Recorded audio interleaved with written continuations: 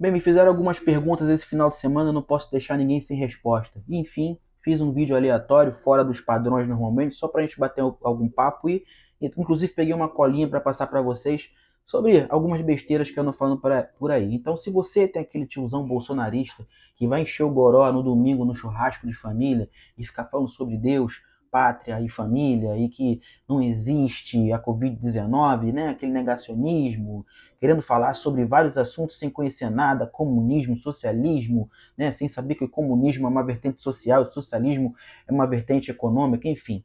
Algumas dicas. Primeiro é sobre a reforma tributária aqui no Brasil, que é algo importantíssimo, e Bolsonaro vociferou que iria conseguir travar a reforma tributária do Lula e tomou mais uma pancada para mostrar para ele que politicamente ele está arrasado. Nem aqueles que estão ao lado dele votaram de acordo com aquilo que ele estava esperando. Bem, só para você entender bem, a nossa carga tributária aqui no Brasil é enorme, é algo impossível de ser suportado.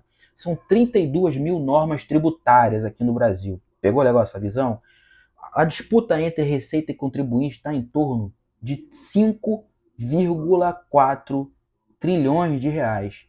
Escutou bem esses valores? 5,4 trilhões de reais é a disputa entre a receita e o contribuinte. Impossível viver desse jeito. Então, fazer a reforma tributária que agora está sob análise do Senado é algo importantíssimo para a sobrevivência do país.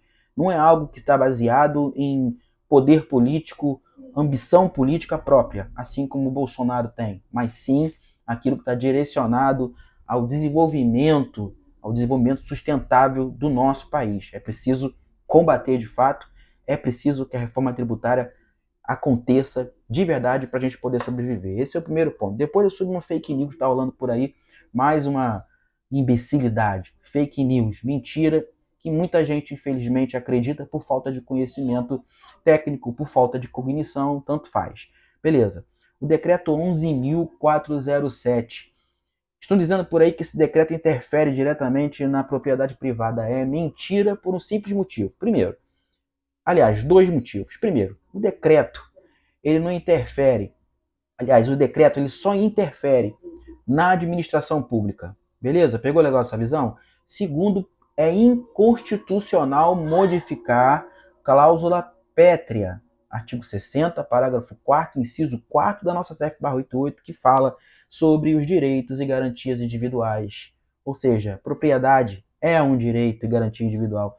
Não pode ser modificado por nenhuma lei, nem mesmo por uma emenda constitucional. É fake, é mentira. E quem acredita nesse tipo de mentira, quem propaga essa mentira não saca nada de Constituição Federal, nada, certo? É um analfabeto, né? Um analfabeto constitucional. E infelizmente algumas pessoas direcionadas por esse louco bolsonarismo, que eu costumo falar que é uma anomalia social, acreditam nesse tipo de mentira. Não acreditem nisso, tá? É inconstitucional, não pode ser modificado, é cláusula pétrea. O último item é o seguinte, fala sobre a Sugestão Legislativa 20/2019, que é um exemplo de democracia participativa, né? Essa sugestão legislativa, ela começou com o Paulista em 2019, que mandou para o Senado, ela foi avaliada pela CDH, que é a Comissão de Direitos Humanos e Legislação Participativa da República. E agora, depois de avaliada pelo senador Carlos Viana do Podemos, ela vai subir para o presidente da República avaliar. Por quê? Porque é competência privativa do Executivo avaliar esse tipo de proposta, certo? Que é a suspensão, de fato, da pensão dos dependentes de militares. Mas eu chamo a atenção que a Lei 13.954 já limitou esse benefício. Ou seja, ele já foi bem costurado, né? Aquela pensão que existia para filha do militar, que ela não casava, né? Isso, muitas pessoas que não casaram, né? Não fizeram nenhum tipo de união estável para não perder a pensão, né? Esse tipo de pensão hereditária, esse tipo de pensão vitalícia, não existe mais e a Lei 13.954 já permeou. Entretanto, muito interessante a sugestão legislativa, porque é uma ferramenta muito importante que o brasileiro precisa aprender a lidar com ela, que é a democracia participativa, né? algo que já acontecia lá na antiga Atenas, né? na Ágora, com a democracia direta, a democracia participativa, não do mesmo jeito, porque era outra interpretação que tínhamos naquela época aristotélica, mas do jeito que é feito atualmente, chamando a atenção que um país, né, no mundo faz democracia direta em alguns locais da Suíça. A democracia direta aconteça, é uma utopia, para mim é uma utopia ainda, certo? Porque é preciso de muita evolução social e científica e política para que a gente consiga em algum momento fazer a democracia direta. Nós somos ainda muito dependentes da democracia representativa, né?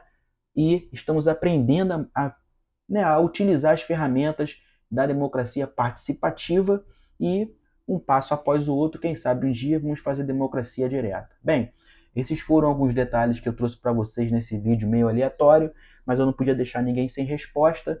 Enfim, um bom final de semana para todos e amanhã no churrasco com o tiozão, quando ele começar a falar de negacionismo, que o vírus da China e que comunismo, né? Fala para ele, ó, comunismo é uma vertente social, tá?